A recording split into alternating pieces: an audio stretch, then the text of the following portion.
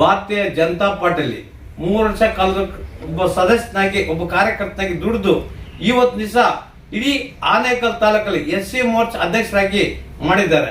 ಭಾರತೀಯ ಜನತಾ ಪಾರ್ಟಿಯಲ್ಲಿ ಅವರು ಮಾರ್ಗದರ್ಶಿಗಳಂತ ಡಾಕ್ಟರ್ ನಾರಾಯಣಸ್ವಾಮಿ ಅವರು ಅಂದ್ರೆ ಕೇಂದ್ರ ಸಚಿವರಂತ ಅವ್ರ ಗೈಡೆಯಲ್ಲಿ ಪಡೆದಂತ ಗುರು ಅವರು ಜೊತೆಗೆ ನಮ್ಮ ಅವರ ಪಕ್ಷದ ಮಂಡಲಾಧ್ಯಕ್ಷರು ಆ ಕಾರ್ಯಕರ್ತರು ಜೊತೆಗೆ ಅವ್ರ ಪಕ್ಷದ ಎಲ್ಲ ಮುಖಂಡರುಗಳು ಗುರುತಿಸಿ ಇವತ್ತು ಆನೇಕಲ್ ತಾಲೂಕಲ್ಲಿ ಒಬ್ಬ ಯುವ ನಾಯಕ ಬೇಕಂತೇಳಿ SC ಮೋರ್ಚಾ ತಾಲೂಕಿನ ಅಧ್ಯಕ್ಷರಾಗಿ ಮಾಡಿದ್ದಾರೆ. ವೆಂಕಟೇಶ್ ಅನ್ನೋ ನಮ್ಮ ಒಂದು ಕುಲಬಾಂಧವನು ಗುರು ಆಗಿ ಒಂದು ಎಮ್ಮರಾಗಿ ರಾಜಕೀಯದಲ್ಲಿ ಬೆಳೆದ.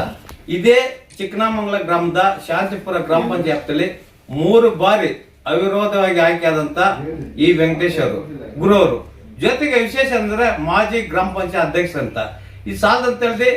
ಸಾಲದಲ್ಲ ರಾಜಕೀಯದಲ್ಲಿ ಚಿಕ್ಕದಾಗಿ ಚಕ್ಕವಾಗಿ ಎಮ್ಮರಾಗಿ ಬೆಳೆದು ಹಂತವಾಗಿ ಬೆಳೆದು ಭಾರತೀಯ ಜನತಾ ಪಾರ್ಟಿಯಲ್ಲಿ 3 ವರ್ಷ ಕಾಲದ ಒಬ್ಬ ಸದಸ್ಯನಾಗಿ ಒಬ್ಬ ಕಾರ್ಯಕರ್ತನಾಗಿ ದುಡಿದು ಇವತ್ತು ದಿವಸ ಇಡೀ ಆನೇಕಲ್ ತಾಲೂಕಲ್ಲಿ SC ಮೋರ್ಚಾ ಅಧ್ಯಕ್ಷರಾಗಿ ಮಾಡಿದ್ದಾರೆ.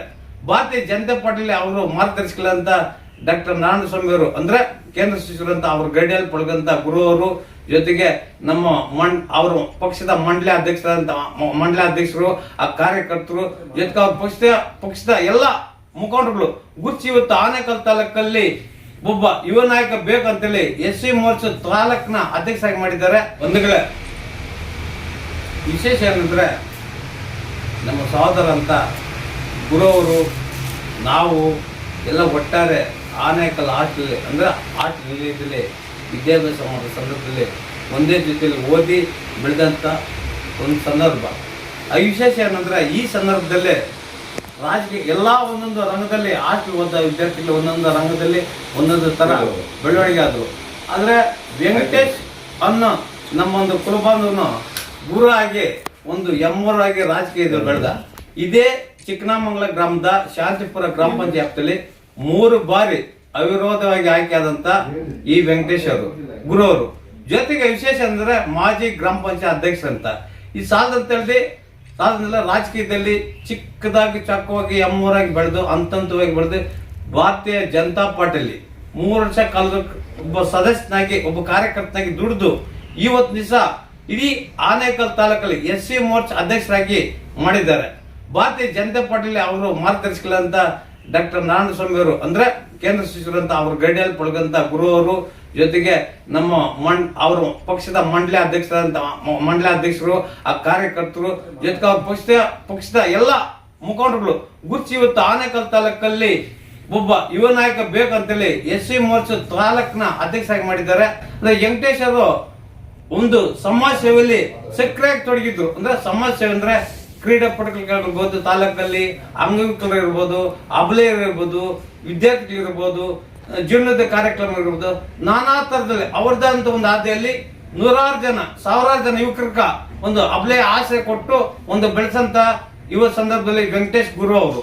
ಈ ವೆಂಕಟೇಶ್ ಗುರು ಅವರು ನಮ್ಮ ರಾಜ್ಯದಲ್ಲಿ ಹೊರನಾಡ ಅಂದ್ರೆ ನಮ್ಮ ಪಕ್ಕದ ರಾಜ್ಯದಲ್ಲಿ ತಮಿಳುನಾಡಲ್ಲಿ ಸಹ ಅನೇಕ ಬಳಗ ಅವರೇ ಹುಟ್ಟಾಕಿದ್ದಾರೆ. ಅವರ ಸ್ನೇಹಿತರು ಎಲ್ಲ ಕಡೆನೂ ಇದ್ದಾರೆ. ಈ ವಿಶೇಷ ಅಂತ ಇದನ್ನು ಮನಗೊಂಡು ಭಾರತೀಯ ಜನತಾ ಪಕ್ಷದ ಇಡೀ ಆ ನಮ್ಮ